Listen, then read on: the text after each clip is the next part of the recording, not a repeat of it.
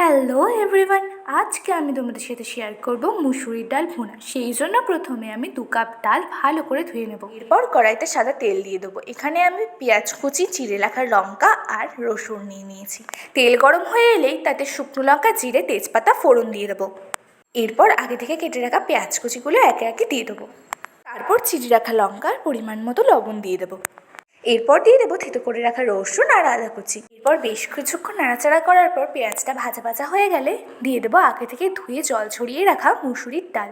অনেকেই কিন্তু এই মুসুরির ডাল ভুনের রেসিপিটা জানে না। যারা যারা আমার কাছ থেকে নতুন শিখছো তারা চটপট একবার কমেন্টে জানিয়ে ফেলো তো। পরিমাণ মতো নুন আর হলুদ গুঁড়ো দিয়ে বেশ খানিকক্ষণ নাড়াচাড়া করে নেব। পেঁয়াজের সাথে ডালটা ভেজে নিলে ডালটা আস্ত আস্ত থাকে, গলে যায় না, আর খেতেও বেশি ভালো লাগে।